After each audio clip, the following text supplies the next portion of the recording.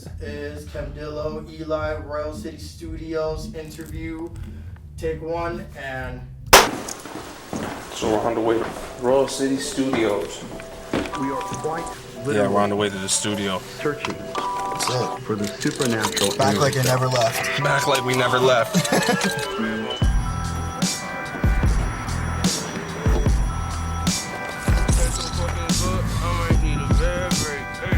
Y'all know what it is. It's Kemdilo Gold, E.B. the MC. What up, though? Lyrical Assassin, AMO Entertainment. Y'all know what's going on. We at Royal Studios, about to have an interview in Guelph. You know, G-Way. Is that what they say out here? I don't know. Who knows?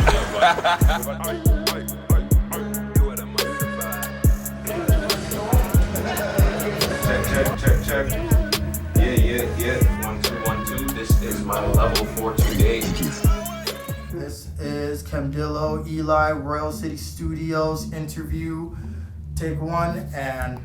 On behalf of AMO Entertainment, I'm Bryan McNeil of Guelph's musiclives.ca here at Royal City Studios to interview Kemdilo Gold and E.B. the MC. Tell the audience who you are, what you do, and a little bit about your personal and musical journey thus far. Yes, I'll start. Go ahead. I am E.B. Eli Brown, aka E.B. the MC. I'm a hip hop producer, songwriter, recording artist, based out of Scarborough, Ontario right now, Toronto. I make music, I produce. In my personal life, I barber. I own a business in Oshawa, Ontario, and that's what I do on my day-to-day. I'm Kemdilo Gold, born in Haiti.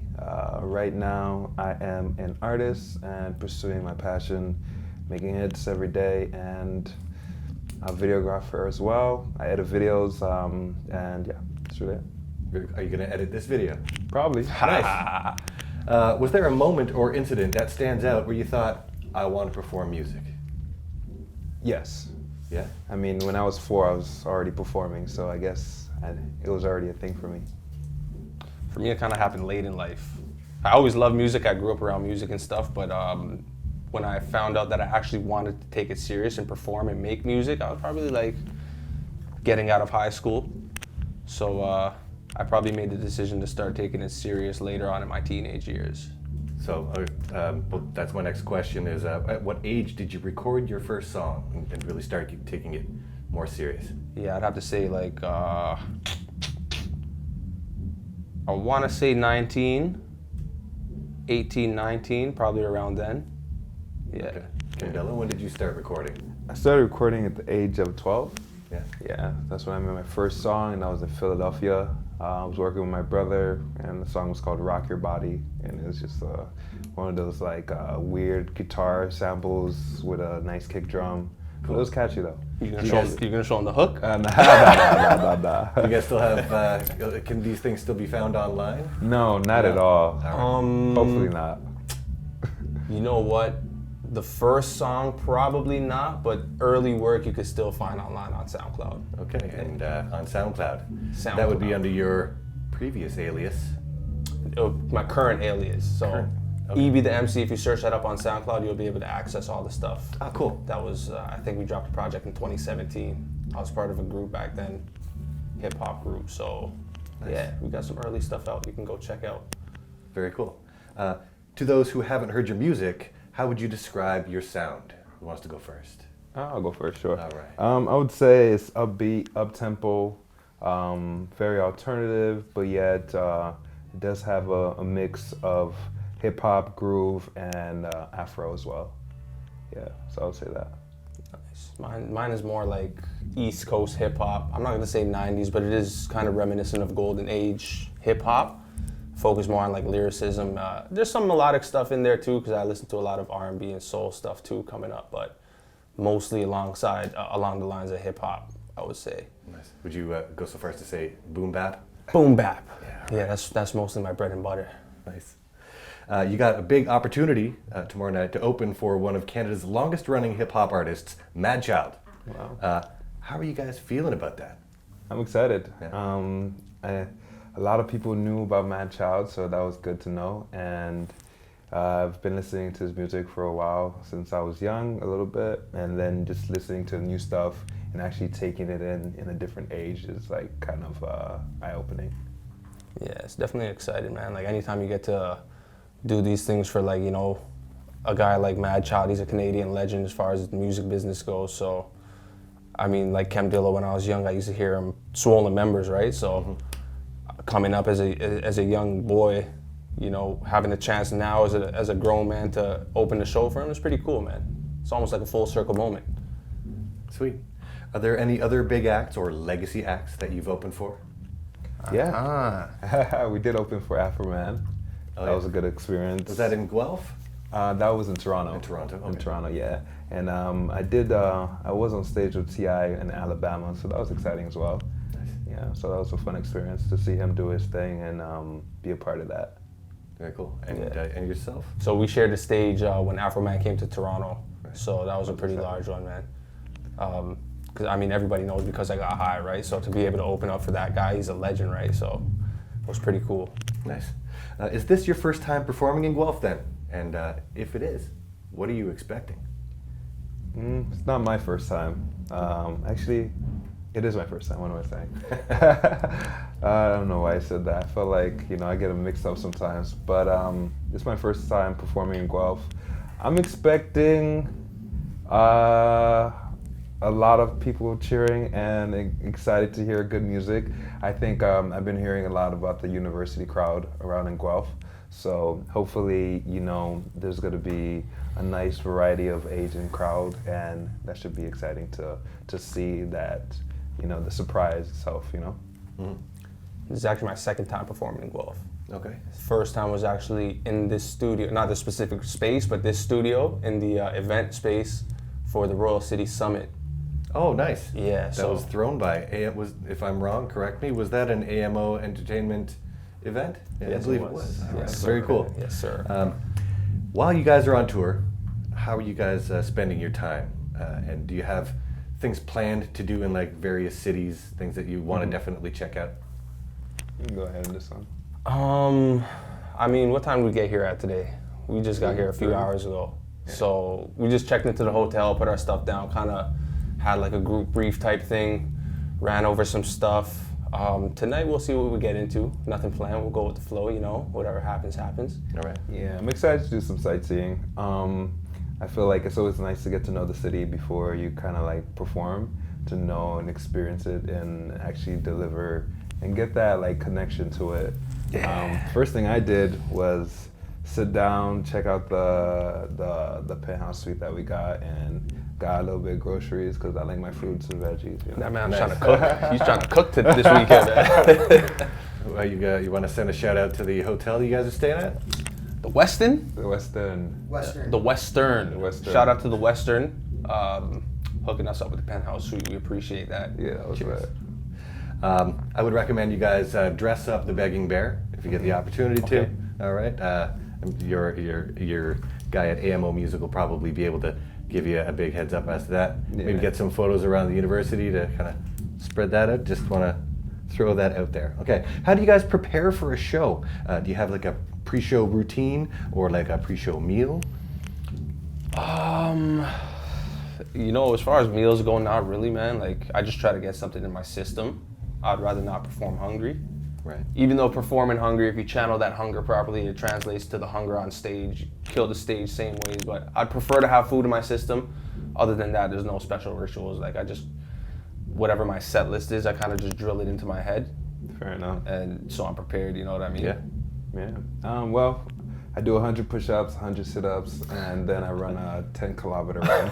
Yeah. But you know, usually that's just a day-to-day thing. No, I don't do that. But I usually just take my time. Let's make sure I know all the lyrics. Just a quick refresher.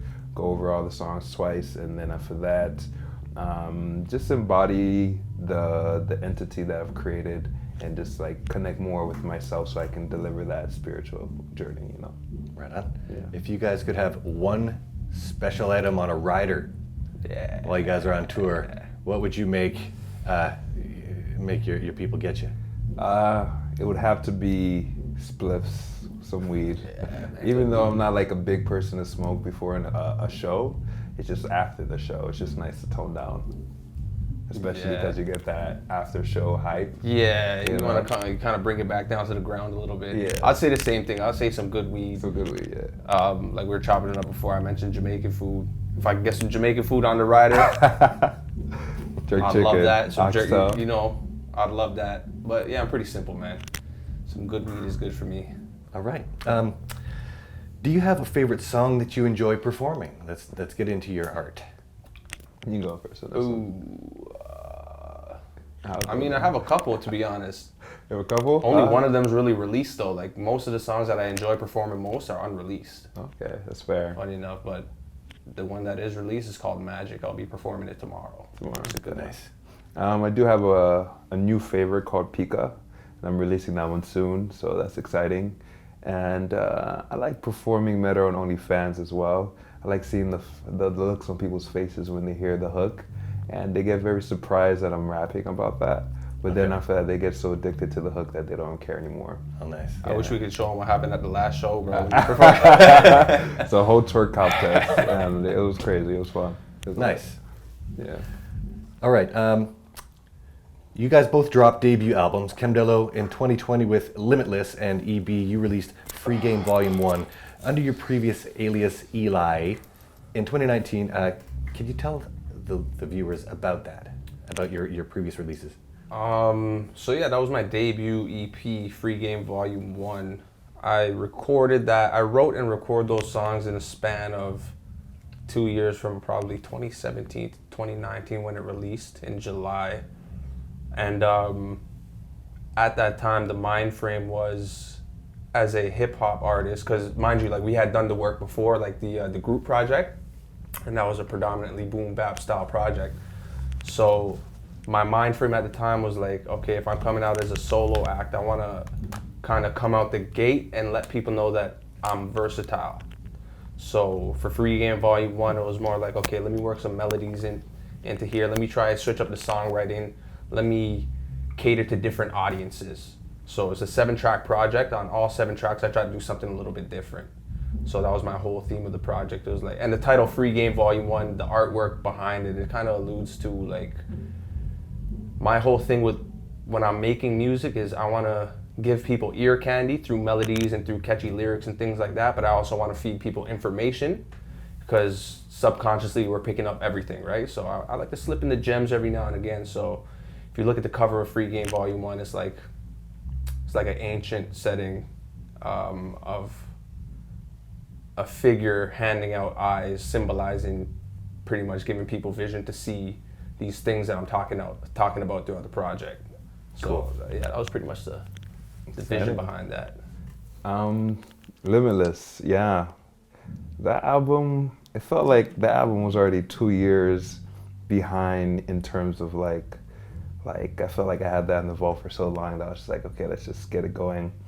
I definitely feel like I could have added some more songs to that project, but with the time frame, and especially with COVID happening and 2020, it was just like, you know, if we're gonna die, I gotta release an album at least, you know what I mean? So I did it at that time, and I remember that was like a little bit peak COVID times, but I still felt really good about it. It's because that album itself is very easy to take in, and it just gives you that a very high quality and very professional style of an artist that can do very diverse things, but yet you feel connected that that artist has that one singular sound in a way, as in like that person is enjoying what they're doing with the music. So I wanted to kind of like give that atmosphere and let them know that, hey, I'm limitless and I can do multiple styles, but yet I can stay consistent in the way that I'm delivering. Okay. Would you? So EB mentioned that kind of the theme of his debut Cover? Free Game is Free Game Volume 1. Sorry, is more about enlightenment. Yeah. As per the cover. Now, would you say yours has a theme? Yes. So the limitless theme, just for in terms of like the songs as well, would be more like just that you're able to actually go beyond any of the limits that anyone puts upon you, in terms of like, oh, you can't sing and rap on an album, but I did it. You can't have a hip hop track and then you have a very a party track. You can't have like a very informational hip hop track and then have a party song, but you can do that. You know what I mean? It's not really, there's no really limits to it. It's just how you're delivering it to make it that seamless, you know? So, and my motto in life is that you gotta be limitless, because, you know, once you feel like people are putting limits, or once you allow them to put limits on you, you kind of lose the sense of yourself because you're not really tapping into your full potential.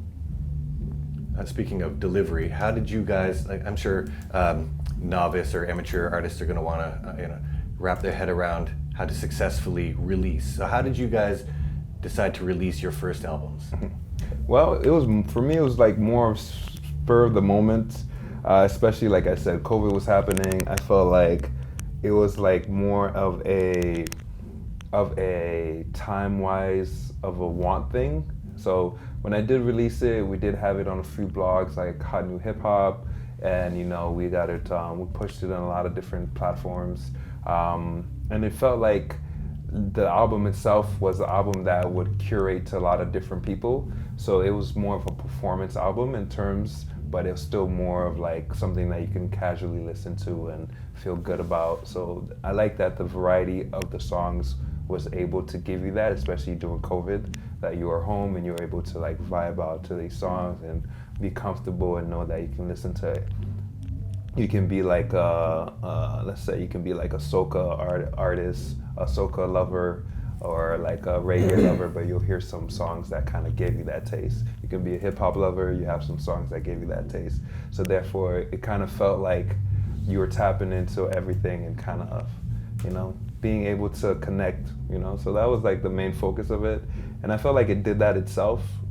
And we just needed to push it.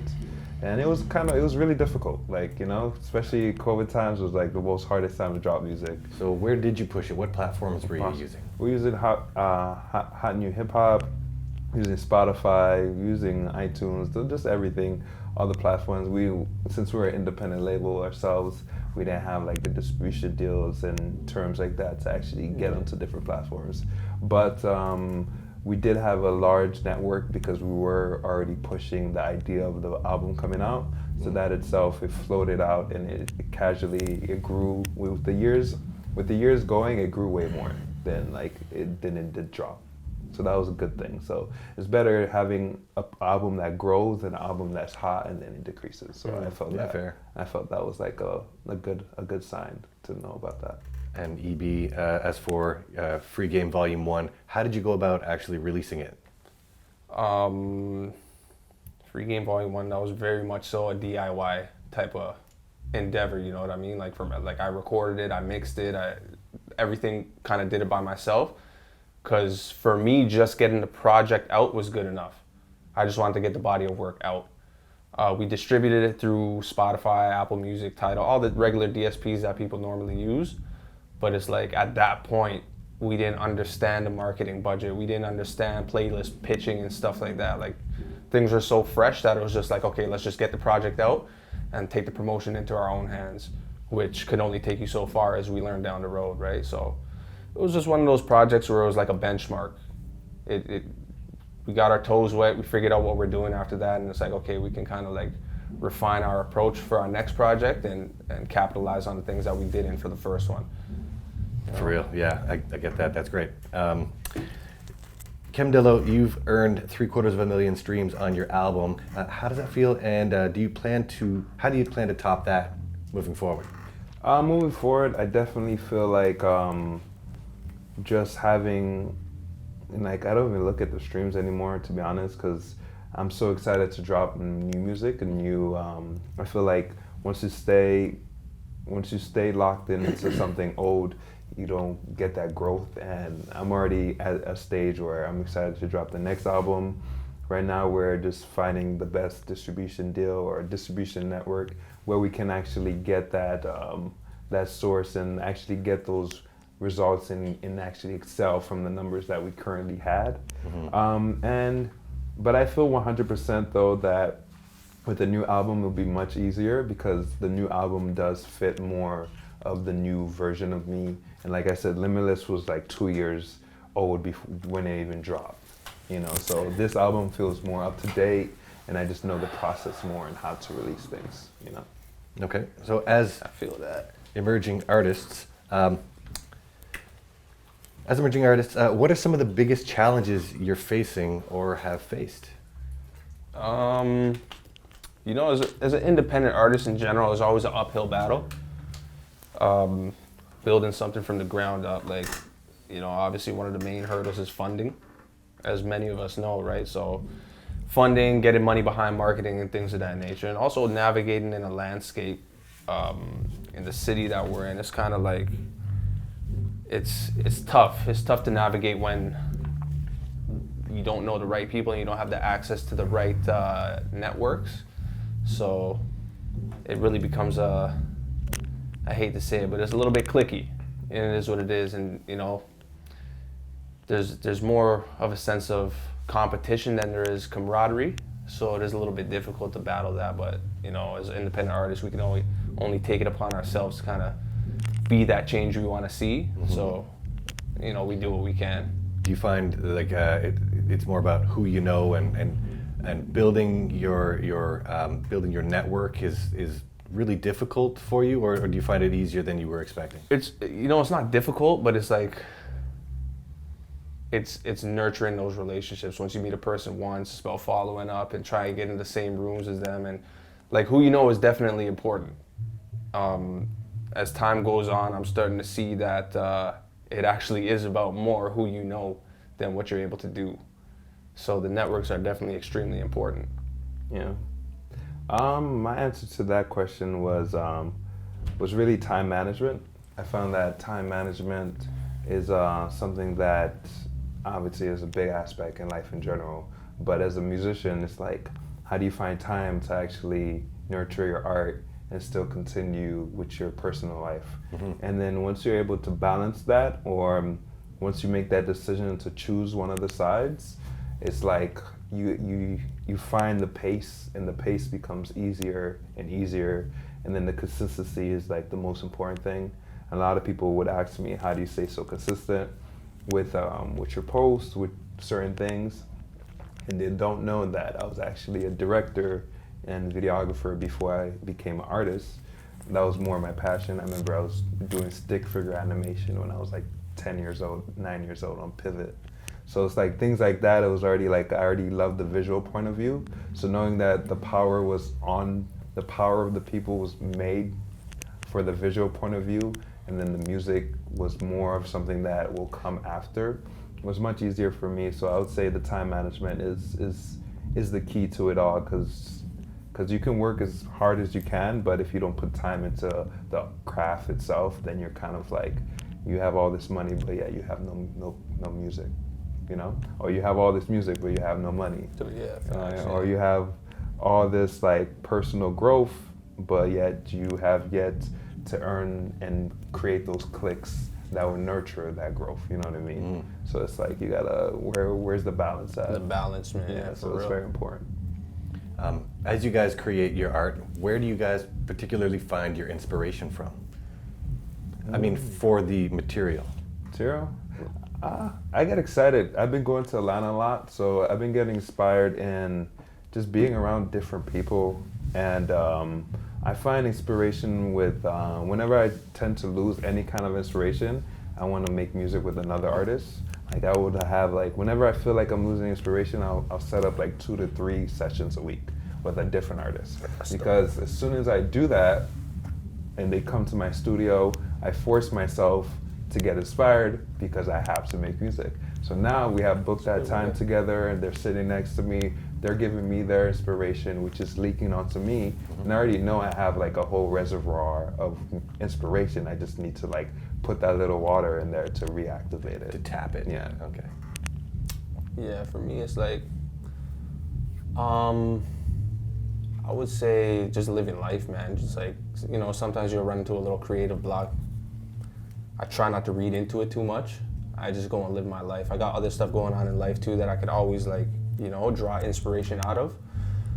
Or, you know, you never know. Sometimes it's just as simple as smoking a joint, putting on a track, and just getting that spark of information or inspiration, man. And it can go a long way. And the times where you're not inspired, it's like you got to rely on the discipline to go and attack it anyway. Sometimes you got to meet inspiration halfway, right? So it's like, Sure.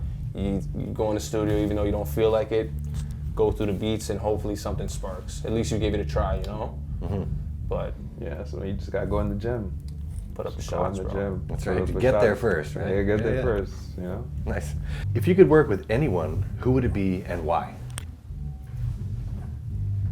Dead or alive? There's no limit, limitless on this Oh one man, as well. I could be here all day and tell you, oh shit. There's tons of people I'd like to work with, but just to keep it short, Jay-Z, Nas, Lauryn Hill. I can't keep it short, man. There's tons of people I'd love to work with, bro. You know, To be my, honest. my list is not as long as I thought it would be. I got the legendary E.B. the MC. I got Eduardo. I got this videographer named, just call him Lee. You know, just keep it tight. You know what I mean? I'm not just. I got my greats that I look up to, and it's funny because I never thought that I would have the opportunity to meet one of the greats that I used to be and currently still a big fan of, which was T.I., and I got to meet him, and I was like, wow, I'm potentially going to be working with him. But so that'll happen eventually, but I definitely feel like if I do get a chance to work with Pharrell, that'll be like a dream come true. Or Kanye West, Pharrell, Kanye West, 50 Cent, just the OGs, the ones that actually painted the way. I feel like they kind of like have more of a insight of the music, because the music, it came from them. Like, not the music came from them, but the original source of what everything is right now. Great. That becomes a vast question when we're talking about artists and then producers. Yeah. Sure. Because producer-wise is like a whole slew of producers also. It's like, damn, man. Right. If I can get a chance to work with these guys, it's like Precisely. dreams come true, you know? I'm personally a little surprised that neither one of you said KRS-One. I mean, That's just me. I could go Just Rakim, Big Daddy Kane, like, you know what I mean? Like, Roxanne Shante. You guys know who that is? Oh, yeah. Okay, all right. Just Who curious. knows? You're bringing us back. I'm old. He's bringing us back.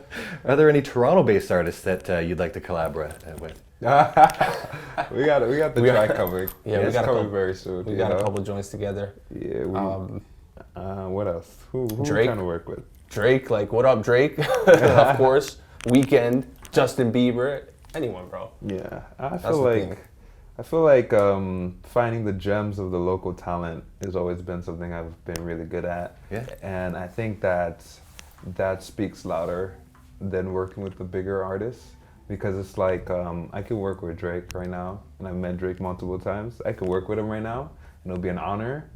But it's like I can't give him anything he doesn't have. You know what I mean?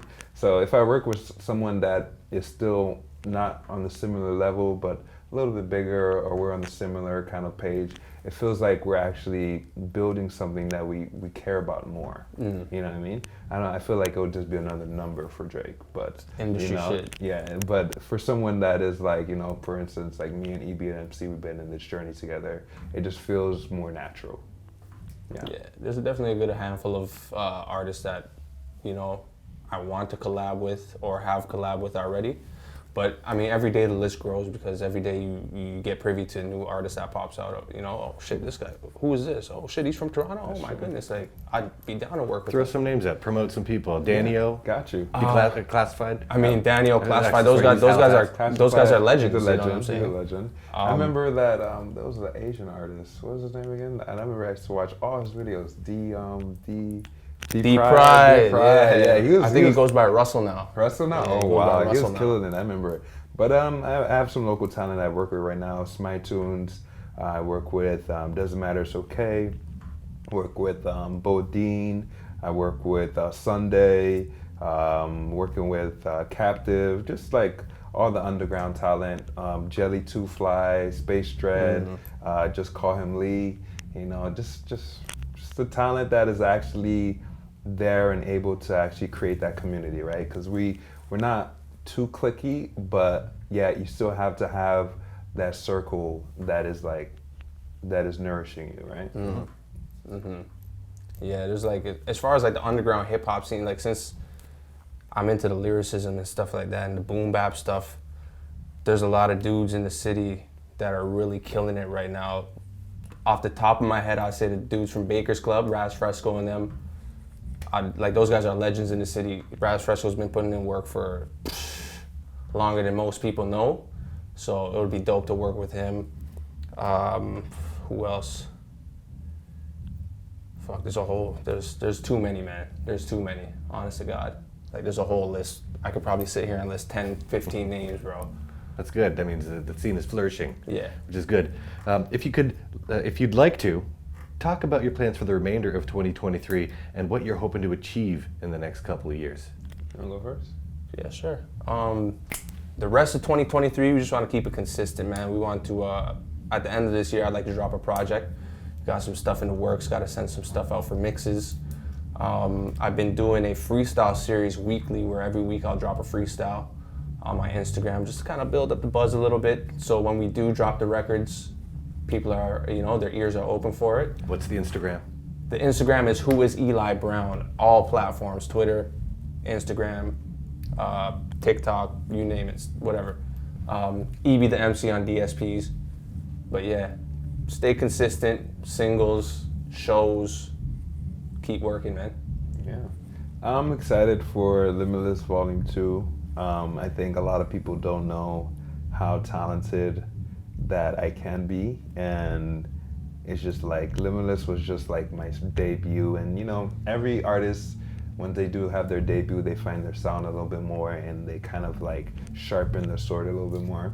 So I'm super excited to drop that. I have a lot of visuals coming out.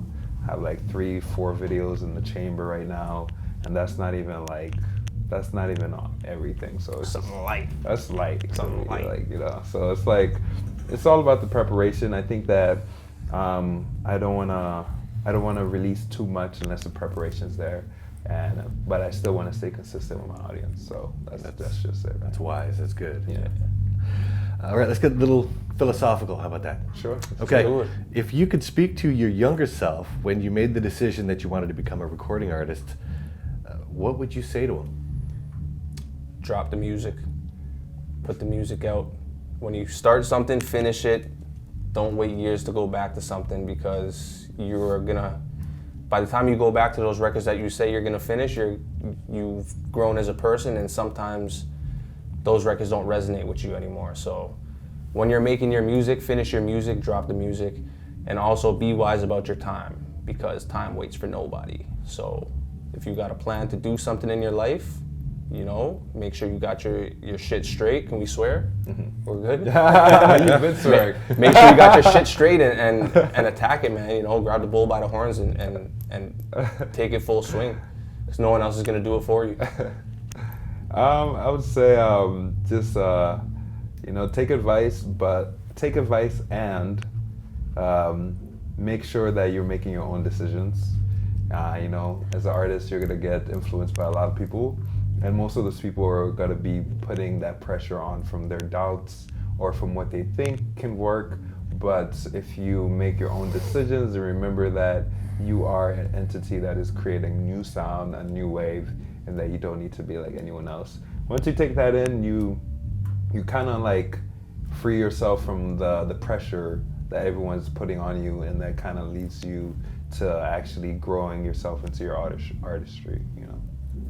You've mentioned that the scene is a little more competitive than what you were hoping. Mm-hmm. Now, does that also translate to with some of the advice that maybe you're getting, that there's because of the competition, is there a little bit of sabotage that's coming along with that you have to kind of navigate through those weeds? There is no competition. It's very well possible, but it's like, as an artist, it's up to you whether you want to focus on that or not. Like you could focus on people telling you shit. Oh, you got to do it this way, this way, this way, or you can stay true to your vision. There is no competition. What I mean by that, it can sound cocky, but if you don't have the confidence and a certain level of ego to be an artist, then you won't really get there. It's eventually you're gonna meet people that will try to take away your confidence and your ego, and your ego has to be tough enough to handle that. Mm-hmm. So what I say by that is that there is no competition. is because if you're competing with someone, then you've already lost. It's always you versus you. It's you versus you. always. Facts. All right. How do you guys want to be remembered? I know it's still early in your careers, but at this point, how do you guys Inspiring. want to be remembered? Inspiring, Yeah. inspiring. You know, if I can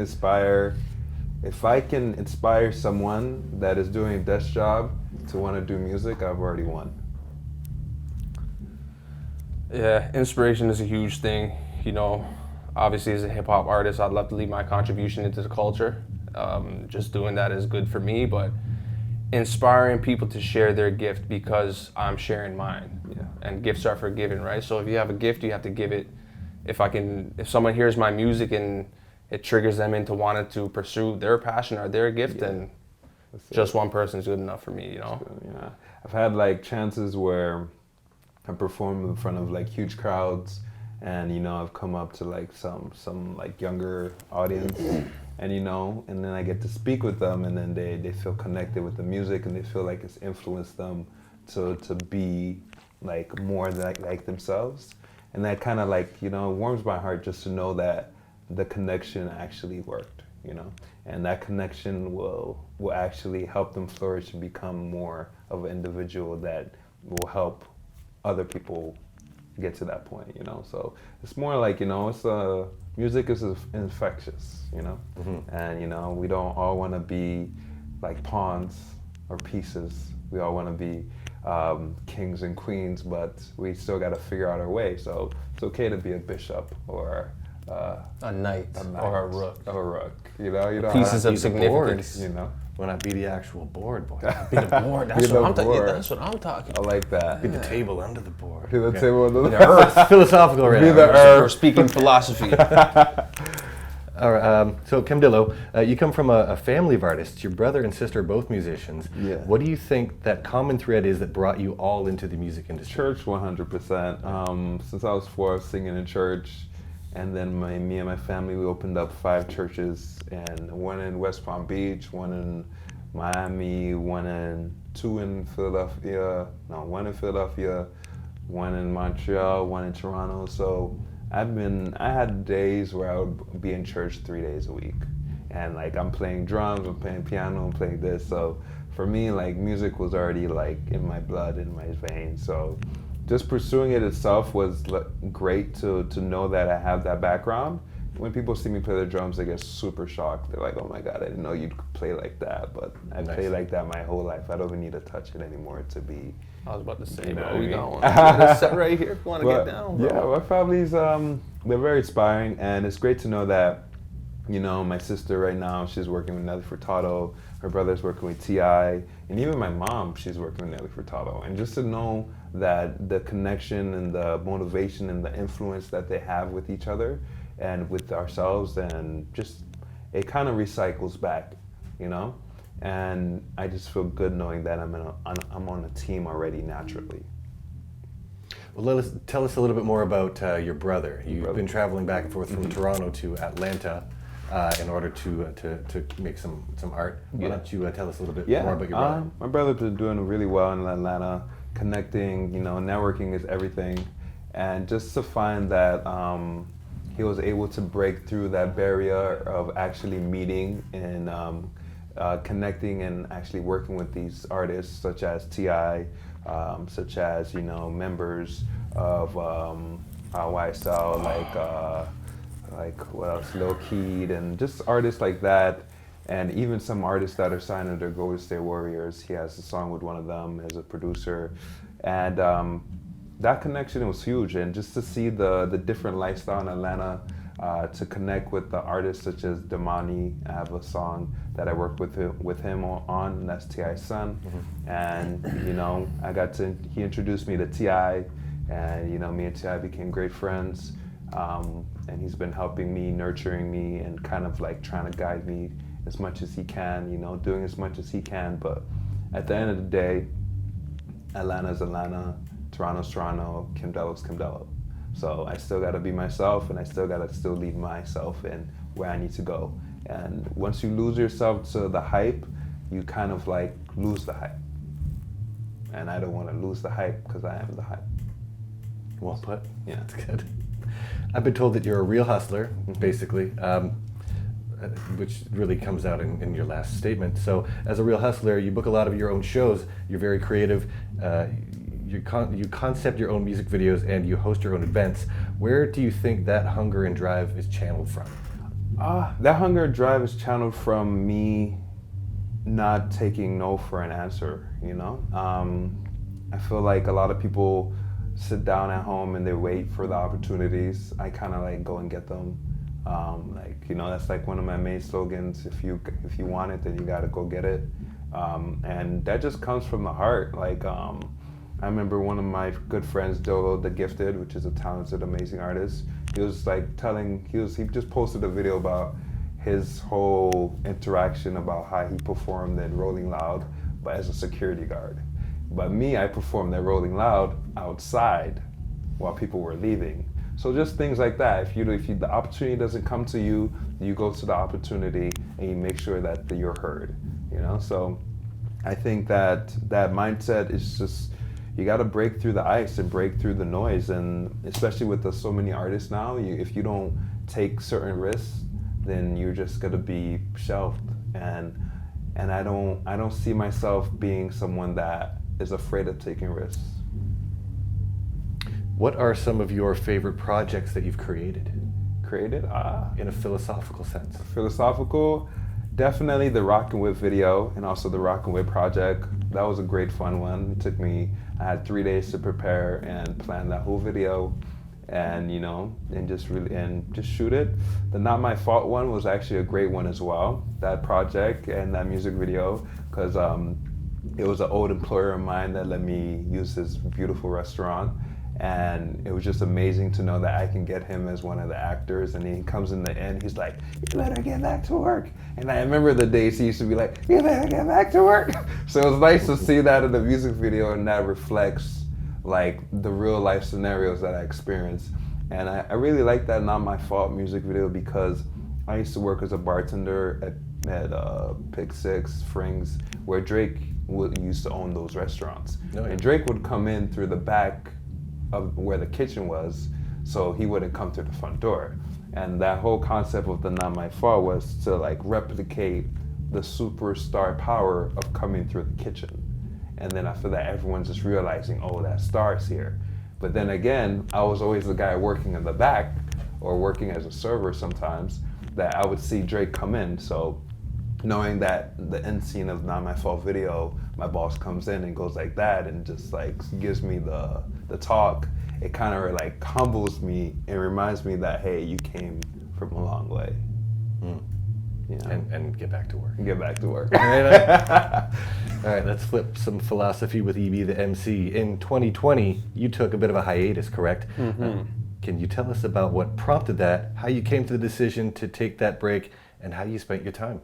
A couple things prompted that. I think one of the things that prompted that was the thing that prompted us all to stop our lives, COVID, obviously. But along with COVID, I became a father in 2020 as well. So congratulations. Thank you, bro. Thank you. That's pretty much what I was spending my time doing, man. Like adjusting to the role of fatherhood. Stopped recording music, but I was writing music and keeping the sword sharp, you know? Mm-hmm. Music is something that always stays with me no matter what. So throughout that time, I was just kind of hunkering down and getting back into the creative process, figuring out how I wanted to readjust the game plan when I did decide to step back into it. So, that being said, now we're here, game plan's in motion. And every year is the same thing, man, Find out what works, find out what doesn't, refine what doesn't work, apply it, and then rinse and repeat till we get to where we need to go, right? So, do you find any fatherhood philosophy leaking itself into your writing, your content? That's a good question. I would say the writing now, things are a little bit more responsible for sure. Right. Things are a little bit more responsible for sure. Like it just naturally translated. My perspectives on a lot of things are a little bit different now. So a lot of things that I might have been saying in the music before fatherhood, I might not be so in haste to say now, right? I think about it a little bit more, because now I have to deal with the reality of, okay, my son is going to hear this music. I want to make sure I'm leaving the right impression, right? So definitely. Absolutely. And how did you jump back in after the pandemic? Right into the deep end. Yeah. Nah, I mean, we after we got active in 2021. So in 2021, the world started opening back up again slowly, especially in Canada. It was super slow. So we kind of moved at that same pace where it's like we're still planning things, we're getting stuff together, we're organizing all the songs. Like we have a pool of songs where it's like, okay, we need to go through these, what's coming out when, we need to map out, like essentially creating the game plan for 2022, 2023 and beyond. So it was a lot of preparation. Opening slowly. That's kind of what everybody had to do during and as a barber especially, right? Oh man, yeah, how many hoops did you have to jump through? Were you part of a respectable type of establishment that was all about, keeping the masks on? Everybody's got to keep the mask on. You know what? For a little bit. Yeah. For a little bit, but I feel like it got to a point where socially people kind of got sick of things, and when that point came, it was like we were on board with that. Because like as the person that's providing the service, like the whole on and off thing, okay, you can be in business and then next week you can't be in business, where it's like, you can stop our business, but you're not going to stop our bills. True. We still got to make this money, bro. We still got stuff to, take care of, right? So it was like, eventually, as the person providing the service, we all got pretty sick of having to jump through hoops. And it got to a point where we just resumed operations as we normally would. You can take your mask off at the table. but you Yeah, can't just take walk your in. mask. Make sure when you walk into the building, you have your mask on. If But you when come you're in, table- whatever you want to do, it's up to you. It's personal preference, At right? the table, take off your And mask. it's not like we were like assholes about it. It's like, we're not wearing a mask, sure, but if my client wants me to wear a mask, I will gladly put on a mask, So we took our precautions where we needed to. Fair. How do you balance now between being a business owner, a father, and a recording artist? I'm still learning. Yeah, I mean, it's a lot of hats to wear. I'm trying to fuse them all into one hat, hopefully eventually, right? So, I mean, it can be a lot, but at the same time, it's like I don't really have a choice. I have to do this. You know what I'm saying? Like, the barbering, I always like barbering. It's a passion of mine, you could say. It's another creative outlet. But that funds everything else in my life, right? So I have to make sure that that's a balance until this music could start bringing an adequate income. But like even, having to spread my time so thin across all these things, like, if I'm always working and I got to be in the studio, where do I put my time for my family, right? So it's definitely an ongoing fuss. It's a learning process. And I like to believe that I'm getting better as time goes by, hopefully. So, but it's not an easy feat. It's a lot of mental balancing. 2022 was a big comeback year for you, dropping a series of freestyle videos along with 3 singles, and you opened for Afroman. How did that body of work affect your creative process? How did it affect my creative? Well, 2022 was probably my most consistent year as an artist. So it kind of got me in the mode where it's like, okay, we got the systems rolling, so let's try and stay in that mode. So we put out the singles and stuff like that. As we're putting out the singles, we're also thinking about, okay, what's the next single? What are we doing with this pool of songs? What kind of performances are we locking in? So it kind of like, the more consistent you are is the more you put yourself in that mindset that, okay, this is my life. I'm actually this person. I'm actually this artist. I have to carry myself this way. Like, this is what I do. So it's not, like, again, it becomes like, it's not really a choice. It's part of who we are. And we just do it. Nice. You also released a music video for your single Magic, your first single-specific music video, and it's become your most successful video to date. Yes. Did this fella right here, did he do your video for you? Did he edit it? Nah, but No? they did a good job though. I yeah? was. Trust me, I would have let him know. I could have did a better job. Are you guys going to work together? Oh, doing 100%. producing Nah, videos? we're working on a video right now. Oh, nice. It's called Prospective release date for that? First release. I would say fall. Fall? Yeah, Very cool. early fall. What was the idea behind it, and how did it come about? The idea behind like the treatment of the video, Yes. we wanted to kind of encapsulate the theme of the song being magic. So the whole idea was like, okay, here I am, this artist. I see a life for myself that I know I want to be living, and that I know I'm meant to be living. But I'm still doing my day-to-day mundane stuff. And so the concept is I go out, finish work, do what I have to do at the shop. I go in my car, bust out the weed, smoking magic. That's the strain, right? So I smoke this weed and I go into this kind of like dream state / parallel universe where I'm actually living the life that I envision for myself in real time. So that was the whole idea behind that. Me and Ed spent a lot of time trying to craft up that treatment because we wanted to put a story behind it. We didn't want to just have a regular music video where it's just performance shots and B-roll. We kind of wanted to have like a theme carry out through it. And another theme that we wanted to incorporate, but it didn't really pan out like we envisioned, was shooting for Nuit Blanche in Toronto, which is like an artist showcase, a visual art showcase. And we wanted to incorporate a lot of the different artists around the city and stuff like that, just to kind of share that magic throughout the whole, video, keep it layered. Not only music, but visual art. It's like a showcase type of thing. Unfortunately, it didn't we didn't execute it the way that we thought and envisioned, but it still turned out well. We're happy with the product. How did you expect it to have the type of performance that it did? I didn't, to be honest. No, I try my best to go into these things without any expectation. So it was a pleasant surprise to see how it performed. As, we looked at the numbers and stuff, although like the numbers aren't too much of a big deal, but we looked at the numbers just to get a benchmark, and seeing the success on it was definitely encouraging. Makes me want to put in more work, Yeah. more videos. We're talking about the music video Magic. Mm-hmm. What kind of rollout did you prepare for that? So took a few different routes for that. One was releasing on Halloween, that being an event, like a day slotted to an event. We actually planned to release the video on Halloween. We also used some influencer marketing.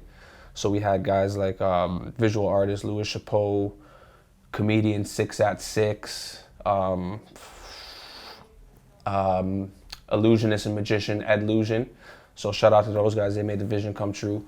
And it was definitely a good boost by having those guys participate in the video. So that kind of went to plan. Again, that must have fed into the results of how the video did, right? So yeah, we're pretty happy with that, man. We're pretty happy with that. You and your partner are both musicians and recording artists. Talk about ways you both support each other, and do you feel there's any competition between the two of you? I mean, we just support each other by being each other's ear. You know what I mean? Like any decisions we have to make, any opportunities or anything related to what we're doing, we kind of run it past each other just to gain additional perspective, because sometimes we see things in a way and we don't consider how others might see it. So we kind of help each other out with that. As far as competition, there's not really any competition because we kind of do different things. Like she's more of an R&B artist, I'm a hip hop artist. The only competition would probably be who gets to use the studio at what time. So other than that, though, it's nothing crazy. Nice. Well, yeah, the parenting thing, who's going to be right? taking Who's care? Yeah, right. Yeah, luckily, we got good grandparents that love to spend time with their grandchildren, and they help us out a lot. So very important. Yeah, Send shout outs. Huge. Shout out to the grands. We love you. As artists, does this play into your parenting style? Are there any lessons you're currently sharing with him or hoping to share with him? I think naturally he's going to see us behave like we're artists, so naturally he's going to be around that and come up and see how we move as artists. It doesn't really necessarily translate in any specific way, because at the end of the day, parenting is parenting. We just want to make sure that we're being a good role model for him and guiding him in the direction that he wants to go. You would think that having both parents as artists, that the offspring would be artists too, and him growing up in the surrounding that he's growing up in is pretty likely. But if that's something that he wants to do, I'll support it. If he wants to do something else, I'll support it. Either which way, whatever he chooses to do, I'm with it.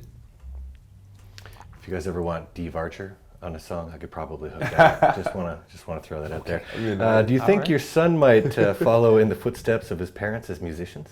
Right. So yeah, I hope so. Yeah. Of course. Just like LeBron wants to see his son go to the NBA, I'd love to see my son make music. But like I I said, imagine LeBron would get, private lessons and stuff. Are you also gonna you're gonna put your oh, kid he's right in the into- studio with me all the time, man. Yeah? He sees me crafting up stuff. He sees me going over rehearsals and stuff like that. He comes and participates sometimes. I got a little microphone for him. He's got his little piano set up and stuff. So we try to entrench him in the lifestyle, Uh-huh. Hopefully we can brainwash him to becoming a generational artist. Oh. I was gonna ask about first instrument, but piano is the first one? Or? First instrument would be either piano or guitar. That's fine. I would say piano, Yeah. but he got more into the guitar. Now he's on his recorder, and he sees me playing on my little MIDI keyboard. He always wants to come press the pads and play with the colors and stuff. So he's on the right track. He's on the right track. I'm gonna vote for drums. Just because I'm down that for guy. drums. Yeah. I'm down for drums. Okay, well, thank you guys. EB the MC, Kemdilo Gold. Thank you guys so much for sitting down with me. I've been Bryan McNeil from musiclives.ca, the official Guelph live music listing hub, and we've been having a fun time here at Royal City Studios. So thanks to Jim, thanks to Ed at AMO Music, and you guys were such a fun time. It was Thank really you, great man. hanging out with you guys, getting Thank to know you. Pleasure, bro. Thank you.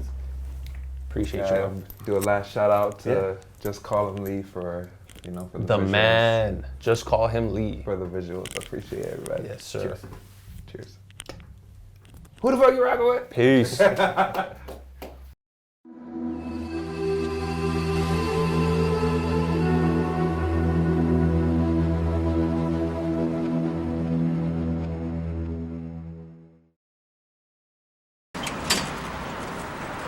Yes, sir. Yo, what up? We just came back from our interview with Bryan from musiclives.ca here at the Royal City studio in Guelph. Talk to him, man. How do you feel about I that? felt great, man. Honestly, a lot of people don't know the story behind a lot of the videos, the art, the passion, the work, and they get to see that, musiclive.ca. Make sure you tap in. And what he says, it's the only music network in Guelph. In Guelph, yeah. So he's the guy you want to tap in with for Make sure. sure, put y'all on game. Connect. You dig. All right.